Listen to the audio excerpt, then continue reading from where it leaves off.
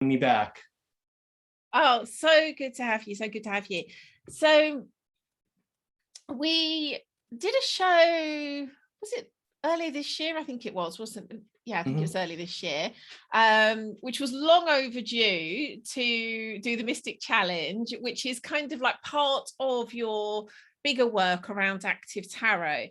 And that was my second time with the Mystic Challenge, because I did that on our kind of first chat. Then I did again. Both times were really powerful for me. And then this time we're now, well, the intention is, again, as you said, we'll probably end up going all sorts of places. The intention is to talk again about active tarot, but then you're also going to give us another opportunity to actually give this a go ourselves again, to make this interactive, which for me is such fun. It's a real treat, I think, to be able to give that opportunity to the listeners. So rather than say people have to go back and listen to our first show first, although that would be a nice thing to do if they haven't, can we start with just that kind of definition of what you mean when you're talking about active tarot? Yes, absolutely. And I would not say that the first episode is a prerequisite. I would be happy if you listen to it. If you get excited by the ideas in this episode, you're welcome to go back and dive into that one as well. Active tarot is kind of my take on using tarot as a tool beyond fortune telling. And a lot of people think of tarot as simply a divinatory tool, which it is, of course. And I've been reading tarot for over 40 years. I got my first deck when I was a child. It's always been a part of my life as far as I can remember. But when I trained as a hypnotist, some people know that I'm also trained in hypnosis. When I trained in hypnosis, it really transformed my approach to tarot. For instance, tarot is a library of symbolic pictures, which are metaphors, and metaphor is very influential in a lot of change work, even outside of hypnosis, because metaphor is the language of the unconscious mind. So whereas traditional tarot, you lay out the cards, you say what they mean, and we kind of get an idea of what's coming or what we should focus on or worry about. With active tarot, I want to use it more as a tool to find out what resources do I need, what internal resources do I need to develop to get the future I want. What this can help me look at what my goals are. What do I want? What do I really want in life? What's really important to me? And it can end up being almost like a coaching session in addition to a divination session. The Mystic Challenge was really the seed idea for that. And the Mystic Challenge that we did in the last episode was where you choose 3 tarot cards that, instead of trying to divine what that means about what's going to happen, we use it as kind of like a prompt. This is a mission. Take these concepts and you go and figure out an activity that will fulfill this prompt. And that was the very first idea that I had about using the tarot, as a more of a ritualistic self-development tool. And it was and I remember sharing last time, I found it really powerful in recognizing what I really did want. It was interesting to notice how I wasn't impartial, which is obvious in a way, but it's like it suddenly makes clear what you want and what you don't want when you then need to start to choose between the different options. That's one of the things that's really powerful about metaphor, that it's not direct. And according to, I haven't heard it from anyone from China, but according to the science fiction author Neil Stephenson, there's a Chinese idea that demons travel in straight lines. And if you build a zigzag bridge across the water, it's to, keep the bad energy out, because the bad energy will go direct to the source. So when you ask someone directly, what do you want? What do you want most? What are your goals? A lot of us will be like deer in the headlights. I don't know exactly what I want, or I think I know what I want, but maybe that's not really my, my whole being wanting that. Maybe it's just some surface idea that I got from Instagram that now I think I have to keep up with the Joneses or whatever. So when you ask somebody directly, it can be harder for people to answer. Yes. But when you show people a library of metaphors and ask them, what symbols do you connect to? What images and ideas do you connect to? That can give you a much stronger ground to explore those ideas, rather than simply just outright directly asking somebody, what is it that you want most? What do you want to achieve? That can be a much I'm tougher. guessing what you're saying is that you could say, I guess, the soul and demons don't travel in straight lines. It's all travel in straight lines. Do travel. Yes, well, I believe that angels and demons are the same type of being. They're just, some of them are maligned, and they have different, goals and aspirations, just like anyone. But the idea being that, again, that's a metaphor for the idea that just this directness can be off-putting to people. It's like if you're flirting with someone, if you just go straight up to someone and say, hey, you want to come to bed with me? That's probably not going to go very well. It could, but it's much more comfortable and friendly to come up to someone and say, hey, what did you think of the show? Or, would you like to get a drink? And kind of like, dance around. You don't go direct. Yeah. If you want a promotion, you don't necessarily just go to the person in charge and say, hey, you need to promote me. You start a conversation, you talk about, here's some of my goals. This is kind of the direction that I want to work on. Can you support me in? You take like smaller steps towards it, and you do a spiral in, rather than just trying to go for the goal. I really like that. Yes, so it's like working with the language of the language of the soul itself is very much like that, very indirect, dreams, metaphors, images, feelings. And so it's kind of saying, okay, I'll talk to you using your language intentionally. Right, because words are kind of an overlay on experience, and they're what we use most often to describe our experience and to communicate to others, but they're not. They're still a map. They're still a signpost pointing to something else. When I was more extravagant, believe it or not, I used to be more extravagant. When I was more extravagant, I used to say all words are lies. And if something is evident, you don't even need to speak. And people say, like, I don't want to manipulate people. Well, if you don't want to manipulate people, why would you ever speak? Because words are changing the way they're thinking about something. It's really powerful. What you said there, it's one of those things, you can hear it over and over again, but because of the way that we are wired, we constantly will forget that words are just an overlay. We're so wired to think they are the thing that it's so obvious when you say it. I mean, of course, but it's one of those things we could just forget over and over and over again. And one of the problems that can arise from that is if we say a word that's abstract, everyone has a different, sometimes it's subtly different, sometimes it's wildly different, but some people have different interpretations of what that means. Like if I just say, we need more justice in the world, that doesn't mean the same thing to everyone. Some people might think that means, oh, he's saying we need more fairness and equality. Some people might think we need more arrests and more people in prison, because the word justice is such a big abstract concept. People can fill it with all sorts of associations.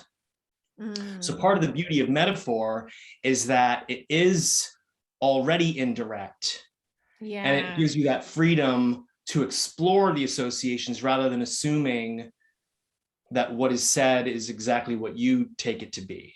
It's a softer way to explore reality and the nature of our experience, and more honest way. Words are very powerful, don't get me wrong, and using, that's one of the strengths of NLP, neuro-linguistic programming, is that by changing the words you're using to describe an experience actually changes your experience. If you go to the doctor and the doctor says, how much pain are you in? Where is the pain? You are now focusing on, I'm having an experience of pain. If the doctor comes in and says, are you comfortable? Are you uncomfortable? Can we make you more comfortable? Now you're thinking about comfort. and like, oh, well, yeah, this is some discomfort that I'm having. You can, and it's, it's localized. Well, I'm having some discomfort in my knee. It's not this panic experience that's overarching everything. Something as simple as that. My mom was doing physical therapy one time, and she said her physical therapist, they call it PT, he joked to her, oh, PT stands for pain and torture. And I was horrified. Maybe, every, medical professionals need to blow off steam. Then maybe that's a joke that you tell with your coworkers, but don't say that to a client of yours. PT stands for pain and torture, because you're supposed to be making them comfortable, making them want to do the exercises. I was horrified by that. The words we use to describe things are very important. But once again, it's funny as well, because when you said PT, I thought personal trainer, and I thought that's where the joke was going. Personal training, yeah. Once again, you could say, if your physical therapist says no pain, no gain, you're gonna hurt, you're probably gonna have a pretty unpleasant experience. But if your personal, I'm going back to physical therapy. If your personal trainer says, we're going to make you stronger, we're going to challenge you, let's get you to the extent of your power, then you're going to have a much more enjoyable experience. It's the same workout, but you're going to have a more enjoyable experience, have a more positive approach to it, which is then, of course, going to give you better results. If you dread going to the gym, well, more often than not, you're going to say, you know what, I'm going to skip my workout today, if you don't have a good association with it. So these associations are vital. We use tarot cards because they are metaphors to explore these more hidden facets of experience. Yeah. Oh, I really love this. I really do. So shall we now move into the what should we call, what is it called? Game challenge. The challenge that we're going to do. Well, as Lian and I were discussing earlier, we both seem to have taken a turn into the more explicitly magical realm of life since we met.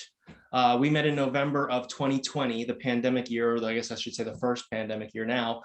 That was shortly after I renounced alcohol. And I had been in a very kind of more materialistic mindset for quite a while. Pandemic threw everyone for a loop. But one of the things that came out of our explorations and my other work that I've been doing is that I've taken a much more explicit magical approach to life. In fact, one of my key catchphrases came out of our last conversation. Oh, wow. When you published an image with a quote from me that said, magic happens when you choose to connect to it. Wow. And after that conversation, that was good, right? I wrote that. Yeah. After that conversation, I didn't really remember that I had explicitly said that, but when I saw it in an image with my picture and that statement, I was like, wow, I was saying it to myself as much as everyone else, because by nature, I am a very rational, skeptical kind of person. When someone says, I went to a medium and they spoke to my grandmother who's on the other side, my first thoughts go to, well, they're probably a good cold reader, whether they know it or not. As a mentalist, I know a lot about the trickery side of the psychic fair circuit. And there is a lot of things that are not supernatural that you can do to present supernatural experiences to people, which can be done ethically. I think it's important for people to have, especially in hypnosis, for people to have these experiences of something weird, something amazing is happening. So I don't focus on the truth or the falsehood of it. It's more about the experience, which brings me to my approach to magic, is that even though I am by nature a very skeptical person, I choose to believe in magic. I choose to live magically, because simply by making that choice, we were talking about words and metaphors, by looking at the world through a magical lens, the world becomes more magical. And I don't have to focus on, I did a ritual and then I got these results that I wasn't expecting. Does that mean that the God I worked with in the ritual is a real independent being? Does that mean I just unlocked some subconscious psychological doors that gave me it doesn't really matter. To me, the why of it doesn't matter as much. It's interesting to explore, but just by choosing to live magically, we can experience magical experiences. And who doesn't want that? Yes. I think it Oh, would I be love boring that. to live. I think it would be boring to live in a universe that was simply mechanical. If all it is subatomic particles and neurochemistry dictating our decisions and our actions, that's not fulfilling to me. Maybe it's true, but Yes. that's not, I don't consider that a worldview that I connect to. Yeah. So when I Completely say agree. I want to invite people to live more magically, that doesn't mean you need to believe anything that you don't believe now. It just means let's do an experiment. Let's look at the world through a magical lens and just see where it takes you, because why not? Yeah. Oh, I love that. Yeah. So that's very much the interesting thing is, and of course, this is all kind of self-referential in a way, but that was very much where I began my magical journey too, which was with very similar to you. And we probably touched on this, you know, a lot of resistance, a lot of skepticism, a lot of kind of like, well, unless the science is there, I'm just not even going to kind of set foot.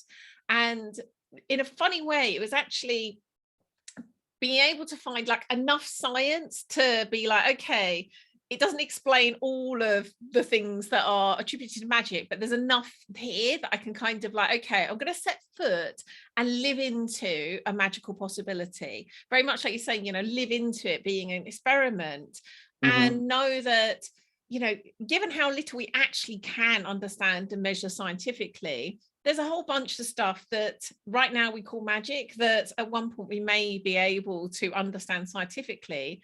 In the meantime, why not just live into it and play with it and experience it? Like that seems so much more fun than needing to only experience things that can be scientifically understood.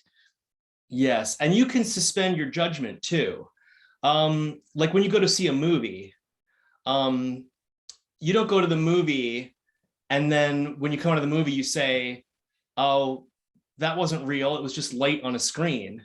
Yes. You say, wow, the story was great. The characters were so robust that you really grabbed me emotionally. You know, you get uplifted from it. It can inspire you to take action because it's just light dancing on the screen. Similarly with, you know, an approach to magic wherein just because I'm doing this doesn't mean I have to declare for all time, I believe in gods and spirits. For all time, I believe that the universe works this way. You're just experimenting. You're just playing. Yeah. Oh, I can give you such like a great said, example of how we can choose that and it be a conscious choosing to set it aside. I had a shamanic healing in January, and I had this clear sense in order to have the full experience, I do need to set aside that part of me that will be kind of looking for like, is this really happening? Blah, blah, blah. And so when I entered, it was in the woods with one of the shamans who's part of my shamanic training. And so I say literally, like, I know it isn't literally, but I literally took out my logic brain and laid it down on a tree and said, I'll be back to pick you up after the ceremony. And then went to where the ceremony was, which was in like a circle around a fire, around a kind of circle of logs. And soon after I sat down, all sorts of, I mean, it was like I'd taken plant medicine. I hadn't, but the, you know, my vision started changing and my whole experience became magical. And I'm sure it was as a result of me having set that down. And yeah, I was just like, make sure I collect it on the way out, because I probably do need that, but I don't need it now. Which was the clearest example I've had of like really setting it aside. Like, I don't need logic here. Yeah, that's wonderful. And that's huge in hypnosis as well. In hypnosis, it's called the critical factor or the critical faculty.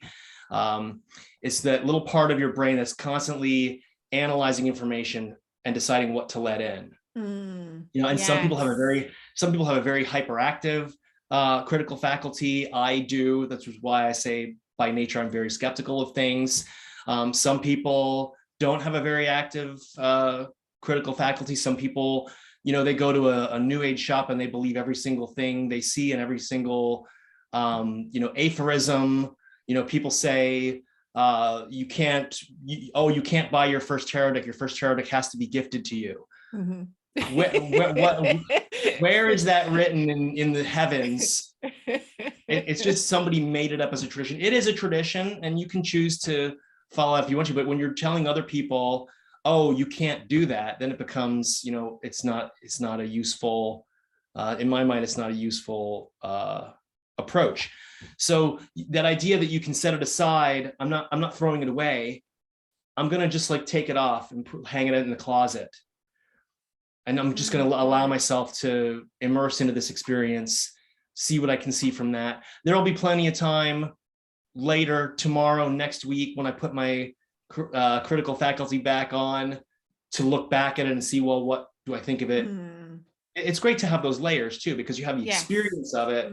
Then you can also look back at it and say, well, maybe this was, maybe this part of it wasn't as real as I thought at the time, but it had this psychological, you can it's like you did. What I really could see was I wouldn't even be able to have the full experience if I didn't allow that part of my mind to be set aside. And it's like, yes, you can come back later and look at it and analyze it, but you're not even going to have the experience to analyze unless you set that aside. And it's the clearest I've ever been able to see that it would get in the way of even having the experience. Exactly. Yeah. It's a wonderful advice for people to do as they engage, if they choose to engage with the challenge that we're going to give them today. And so where I came up with the idea was I decided to do it for myself for the first full moon of well, after the spring equinox. It's not the calendar year, but there's many different ways, many different calendars, many different ways to define the start of a year. For me, I like to do the first full moon after the spring equinox. But of course, people will be listening to this after that full moon, most likely. And you can do this with any lunar cycle, or you can just decide to do it today if you don't want to wait for a full moon. But what I'm doing for myself is I'm starting on full moon. I'm doing a full moon ritual. I'm going to do this series of explicit magical activities that I've devised for myself for a whole lunar cycle, culminating in the bookend ritual on the following full moon. So I have a full lunar cycle to just fully immerse myself in this magical practice, without really a preconceived idea of what I want to get out of it, but just to, like I said, see where it goes. I love see what that. happens. We send out our newsletter, it's actually called the Moonly News, because we send it out on the full moon and new moon. So I'm thinking like what we'll do is we'll time this so it goes out on potentially the next full moon or the one after that. So this could be the ritual. Yeah. That will be great. That will be great. So I have chosen, and because I wanted to tie it back to tarot, because we have tarot available as a tool, and no other reason, this isn't explicitly a tarot related thing, but I chose an activity to correspond to the 4 elements, as well as Akasha, the 5 elements, I guess you could say, earth, air, water, fire, and Akasha being spirit or ether, or the unifying element. And I do have a 6th mystery card in there as well that I won't talk about until after we choose our numbers. So I have one activity corresponding to each element. I will put them in random order, and I will have listeners who want to connect to choose a number, and don't just pick it offhandedly. I want you to take some time to allow the number to come to you. A number from 1 through 6 inclusive. Don't be afraid to choose 1 or 6, because a lot of times if you say choose a number from 1 to 6, people will pick something in the middle. So don't be afraid to choose the ends if that's what comes to you, but I want you to allow it to come to you, a number from 1 to 6. Okay, I've got mine. If you haven't gotten your number, pause this until that number is solid. You'll feel it. You'll feel it like in your body when that's the right number. And if you don't have it, you can just count slowly from 1 to 6. And when you hit that number that's for you, you will feel it. Okay, ready, everyone? So if you chose the number 1, you have the world, which is the mystery card that I mentioned. That means if you chose 1 as your number and the world is your card, that means you get all 5. So all 5 of the remaining cards that I discuss, I would like you to engage with and devise a practice. It doesn't have to be large. It can be something very small that takes you only a minute a day. But now we will talk about the 5 elements. If you chose number 2, or if you had the earth, the Ace of Swords. Swords in the tarot represents the realm of the mind, the element of air. And for this one, I'm recommending a daily ritual just to focus your intention on looking at the world through a magical frame. And it can be something as simple as, if you're already a meditator, if you sit in the morning, you can simply add a little preamble saying, today my meditation is dedicated to this magical challenge to open my eyes to more magic in the world. Something along those lines. One thing that I do this every day and have been for years. I drink a glass of water in the morning. And I had been doing a thing where I just say the water will refresh my body, mind, and spirit. I drink the water. That's kind of like my wake up ritual. It's very short, very easy to do every day. But since I've been doing this magical challenge, I'm adding that extra layer of this water is going to raise my magical power and make more synchronicity happen for me. Oh, I love that. I love that. That reminds me, I only recently found out about the idea of non-deceptive placebo, where I'm sure you know about it, you take some form of placebo knowing it's a placebo, but it's been shown to still have quite profound effects, sometimes actually the same as a deceptive placebo, which the way you've just described that, it really feels like it's that to me. Yes, I was just talking to my father-in-law. My father-in-law is a medical doctor. I was talking to him about this over the weekend. The idea that they've tested this, and you want to talk science, this is peer-reviewed science here. They did a placebo study where they gave the one group a placebo and said, this is a medicine that will help you. And they gave the other group a medicine and said, this is a placebo. It's just a sugar pill, but it works by the placebo effect, which is where your mind believes that it's a medicine, so it will do something. And I don't know the numbers of it, but it is very clear that even knowing it as a placebo had almost, if not the same effect as the people who weren't told that it was a placebo. And if simply that's not magic, I don't know what is. Simply by believing, it engages your body's natural ability to heal, even knowing ahead of time that it was just a sugar pill. Yeah. So if people tell you, oh, magic is BS, it doesn't work, you can cite that placebo study and say, you know what, even if magic is just a placebo, it still works. Yeah.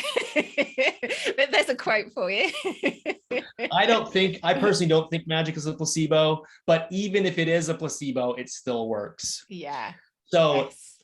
If the number that came to you was the number 3, you've got the pentacle, Earth. And for Earth, the challenge is carry with you some magical tools. What I've been doing is, I have them in my pockets here. The magical tools, if you don't know, are the sword. They're the same as the tarot suits: the sword, the cup, the pentacle, which is like a disc or a rock, and the cup.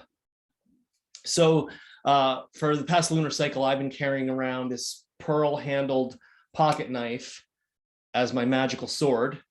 Rather than a wand, because the wand represents fire, I carry a Zippo, and this relates to a long time ago. I was in a group where everyone carried Zippos. It was kind of a thing that provided group cohesion for this magical group that I was in, and we all did this ritual called the sharing of the flame, where 2 people would get out their Zippos, one person would light it, and then if you hold a lit Zippo to an unlit Zippo, the unlit one will light as well, and then we close it and then pass it back. You don't have to go that far, but that's why I choose a Zippo instead of a wand, because these are all useful too. I use my magical sword to open packages. When I get a package and it's closed with tape, I can whip out my trusty little magical athame and open the package. For my pentacle, we talked about the die, the role of the die last time. And actually, some of your listeners did contact me that they had been experimenting with using dice to make decisions. So for my pentacle, rather than choosing a coin, you could carry around a coin, especially if you have a magical coin. I have a pirate coin from the 1700s that I considered. But for me, I have this die that's actually a tiger's eye. It's a gemstone. So it fulfills the role. Yeah. It fulfills the role of being a piece of earth, but also that I can use it for my random decisions as well. And then my flask, which I do not have on me at the moment, but I have a flask, which I do not keep alcohol in because I have abandoned alcohol, but I do keep a magical tea in there. I I'll love be that. using for dream work. Are you saying, so a couple of things I want to check. One of them, Yes. Is it just the, swords, pentacles, as opposed to the number that's the important thing here? Is that right? So number 2, we'll look at it as just swords. Is that right? That was just a method. We could have had people roll a die, but we did that last time. So I just had people. So what I mean is like what it relates to, as in it doesn't really matter.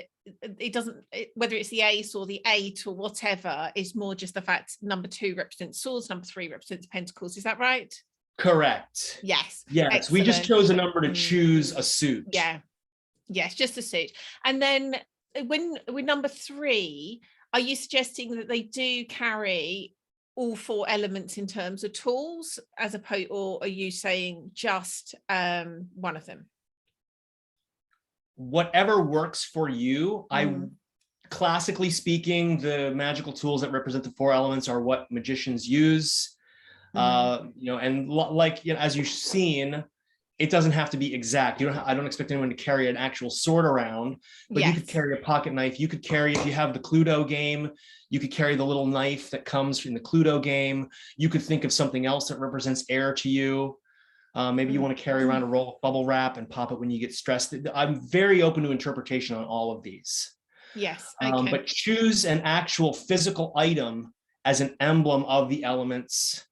And if you want to go a different direction, you want to do the Chinese elements and have metal, wood, those 5.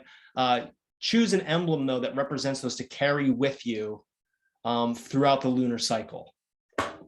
Perfect. Is that more clear? Okay. Yeah, thank you. Wonderful.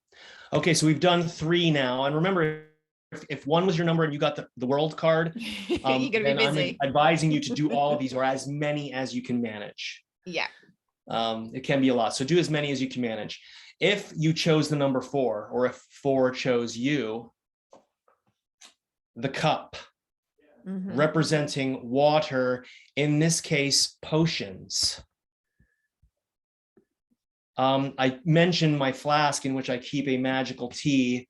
I am using a mugwort tea, and there's a little pinch of some skullcap in there, some wormwood in there, but you don't have to do anything psychoactive if you don't want to. But you could research these different herbs and teas and find out what kind of effects that you would like to see more of in your life. If you don't want to mess around with herbs, you can do what I call moon tea.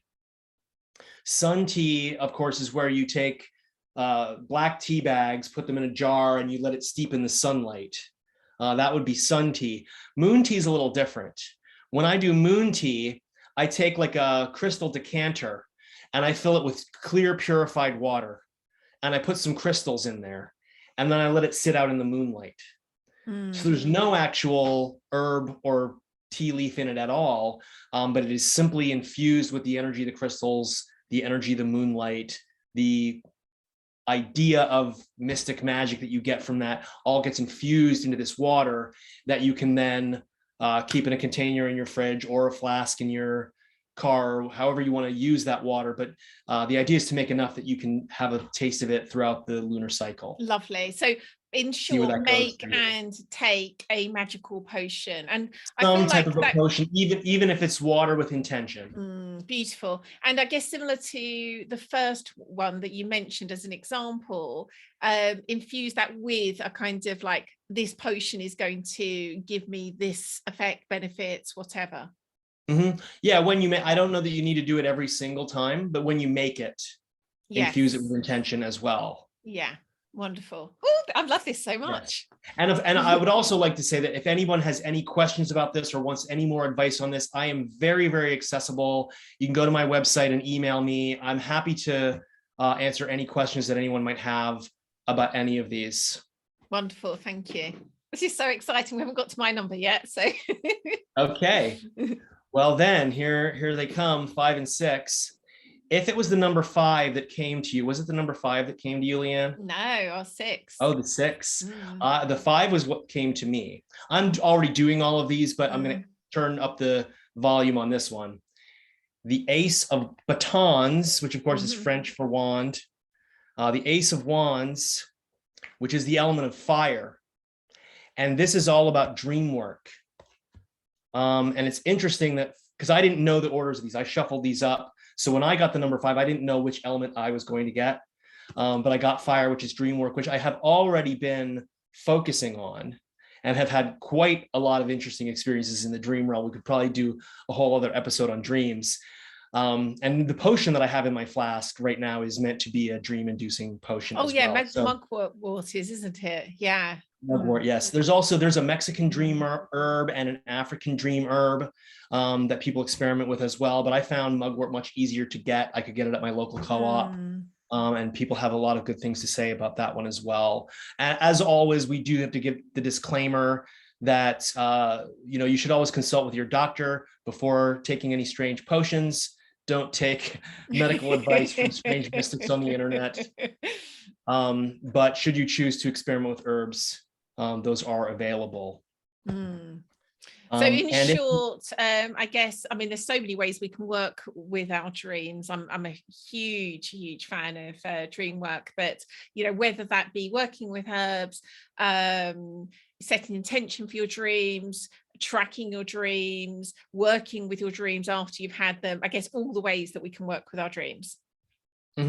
Yeah, there's so many ways. And if you haven't done anything at all, a very simple thing is, like you said, set an intention. When you lay down to sleep at night, say, I'm going to remember my dreams, and have something by your bed that you can write on. And when you wake up in the morning, write down whatever's in your head. And if you don't have actual memories, because dream memories are very tenuous sometimes. And if you don't recall, simply write down, I just woke up, I don't recall any dream images. I'll try again tonight. Or you can simply write down how you feel. Maybe you don't remember the details of a dream, but write down how you feel. Is there a mood that is stuck with you from your sleep? And that's a very good training wheels way to get yourself into dream work if you have never done it before. If you are an experienced dream, you keep a dream journal, you're very interested in dream interpretation, you can take it to the next level by working with lucidity. Lucid dreams are where you become aware in the dream that it is a dream. You can do dream magic. Or very simply, you can have any experience you want. If you realize you're dreaming and you're like, I want to fly, it's a dream, that's possible. You can fly. You can meet a celebrity. You can meet a historical figure. You can travel to Saturn or Mars. You can do just about anything because it's a dream. So that's an avenue that you can explore. Also, I find that lucid dreaming translates quite often into astral travel. And even out of body experiences. That's a direction that you can go. You can do dream divination, focus on a problem or a goal that you want insight into, and explore the realms. People talk about the three realms. I found that incredibly powerful. Yes, like going to sleep. And I've done that both in terms of resolving, I don't know, pains, for example, but also needing a solution to something and asking for that to my dream. I found that so reliable. It's the times where I fall to sleep without asking for that, I'm just like, damn it, I missed an opportunity there. Sorry to interrupt, but yeah, I really recommend that. Yeah, always give yourself an intention when you're going to sleep. Because another thing that does is it's another one of those rituals that it's very short, very easy to do, but it's that consistent effort over time that gives you results. So people who say oh, I want to have a lucid dream, and they learn about wild and they go to sleep and they keep a dream journal for 3 days and they say, oh, it didn't work, I'm going to do something else. Stick with it. Do little pieces over longer periods of time, which is why one of the reasons I have this for a whole lunar cycle. Yeah. Because if I just say, oh, do a ritual, you'll see some results. People will do it once and they'll be like, oh, it didn't do anything. Yeah, but if you do it for a whole lunar cycle, you will definitely see some shifts happening. Yeah. I love this so much. Okay. And drum roll. Drum roll for the final. If, like Lian, your number was 6, you got the High Priestess. Oh my goodness, that card just shows up over and over again for me. you are quite a High Priestess in your own right, but the High Priestess I chose to represent Akasha, the fifth element, which all the other elements are made of, which binds and unifies all the elements, the base, I would say, conscious field, the consciousness that everything is made of. And for that I have chosen as your mission, should you choose to accept it, to focus on direct energetic experiences. Direct energetic experiences being things like Reiki, even just feeling energy. A very simple exercise you can do is, if you're sitting and doing a meditation, you have an object to focus on. It could be one of your magical tools. It could be a candle. It could be a tarot card. It could be a stone, whatever. But as your object of focus, rather than thinking about what it looks like or what it means, feel in your body the energetic connection between you and that object. Simply just allow yourself to feel that energy however it presents itself to you. Because people have different ways of describing subtle energy. Some people experience warmth, some people experience tingling, some people experience lots of other sensations with it. So just explore that idea of, what does energy feel like to me? How does the energy of a stone feel different than the energy of a tree? How does the energy of my partner feel different than the energy of my coworker? Just really explore those energetic connections and how that energy feels to you. If you're already down with that, you're a Reiki practitioner, you do this all the time, you can start to focus on things like auras, like seeing auras. Not everybody who works with energy sees auras. And auras can be very subjective, but it's one of those things where you take your critical faculty and you set it aside and you look at someone and you say, if I could see an aura, what would I see? Or if I just imagine an aura around them, what does it look like? Does it have do I sense a color? Does it have a color associated with it? Does it have a mood associated with it? Does it feel shimmery or moving, or does it feel more static and stagnant? And oftentimes you'll find that this relates to a person's mood. Once again, when I put my critical faculty back on, I might say, well, that doesn't necessarily mean I psychically read their energy. Maybe there were micro expressions. Maybe, I could just have these subconscious data points that I had this realization because I saw, their posture is a little bit different than normal, and these little things that you don't necessarily notice consciously. It could be that, it could be psychic powers. You don't have to decide. Just play with it, experiment. Another one that I do, this was in one of the Don Juan books. Carlos Castaneda wrote the series of Don Juan, what was it? It was like a shamanic training. He was later, he was an anthropologist, actually, a cultural anthropologist. He wrote this series of books, and then many years later, he was discredited. They said, this person doesn't exist. This is all a fabrication. But it has a lot of good stuff in it. I think the first one is simply called The Teachings of Don Juan. But there's a whole series of these books about this. He went to Mexico and studied with a shaman. Whether or not it's literally true, it has metaphorical import. In one of the books, one of the teachers has these energetic tentacles that he imagines, these tentacles of energy coming out from his body. And I've used these in climbing and rock climbing. And once again, safety alert, don't rely only on energy tentacles for your safety. Use a belay line, experiment with the tentacles only to see how it feels. But I've done some free climbing where there were situations that I was in that I'm pretty sure that if I didn't have an energetic extra tentacle hanging on, I probably would have fallen off. Wow. But one of the things that you can do in daily life is, if, some people think this is unethical. Some people think it's manipulative, but you can reach your tentacles out to people and have them move a certain way, or have them notice you, or, stop for a moment. People will feel it. Tap them on the shoulder, just to see if you can, just to try it out. You don't have to, I think you'd have to be pretty powerful to freeze someone immobile. So I don't think that's a danger for beginners, but just to see if I really focus on that beam of energy without making it obvious, without coughing and staring daggers at them. Just subtly, you're sitting at a cafe, reach out an energy tentacle and focus on wrapping it around someone and see if they might not look directly at you, but they may kind of like look around like, hey, what's going on? Did something happen? Experiment with that. Experiment with energy. I've got lots of other ideas. If you want to email me for more tips on that, I'm very accessible by email. Wow, I'm really looking forward to that. I feel as each one was going, I was like, oh, I'm a bit jealous that I didn't get that one, but I'm actually really happy that I got 6. Awesome. And one more note on the world card, people who got the number 1 or decided on the number 1, however that came to you. For the world, we said do all of these. It doesn't mean you have to do every one every single day. You might cycle through them. Well, day 1, I'm going to do air. Day 2, I'm going to do earth. But make sure that you hit all of them within the lunar cycle. Maybe choose one day, the new moon or the final full moon of the cycle, to do all of them in one day. It would be great if you have one day that you do all 5 rather.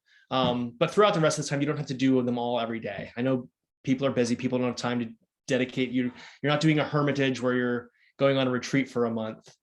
But hit all the points if you got the world rather. Oh, I absolutely love this. Thank you so much. It's been, I can't wait to get started with mine. And so is this something that you would only do 1 lunar cycle a year, or is this something that you might do kind of at different lunar cycles? I would heartily recommend, when I say that, I think people say I hardly recommend. I heartily, with heart, I recommend doing it once a year and more if that strikes you as a thing to do. This is partially the result of the last Mystic Challenge we did. We got the 10 of Wands, I think it was the Princess of Cups and the Hierophant. And what that meant for me was letting go of the idea that I had to control everything. Because I had been very, very much thinking that I had to have complete intellectual authority over everything that I was doing, business-wise, mystical-wise, relationship-wise. And as a direct result of that challenge that we did, I have gotten very much more flexible on what I'm doing in business, what I'm doing magically, being responsive to the conscious field rather than being unidirectional, because it is a dance. Whatever is out there, whether it's energy or metaphor or gods and goddesses or atoms, whatever is out there is responsive. And so I can be responsive to it as well as it responsive to me and make it that dance rather than simply, I am the author of my destiny and I will control the world. Let's make it be a dance instead. I love that. Another great quote. Whatever is out there, it is responsive. Wonderful. Oh my goodness, Mish, this has been fabulous. Thank you so much. If listeners would love to find out more about you and everything you're up to, which I'm sure they will, where's the best place to find you? Go to MishaTuesday.com. That's my name, Misha, M-I-S-H-A, Tuesday like the day of the week. .com. I do have a lot of live trainings that I'm doing this year. If you want to work with me on tarot or mentalism or hypnosis, energy work, I've got a lot of that stuff available. I've got virtual stuff available. So go to my website, send me your questions. I love to talk to people, even if it's not going to lead to any transactions.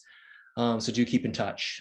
Wonderful. Thank you so much. And thank you so much for having me. It's a pleasure as always. I hope we do this again someday. Yeah, such fun. Thank you.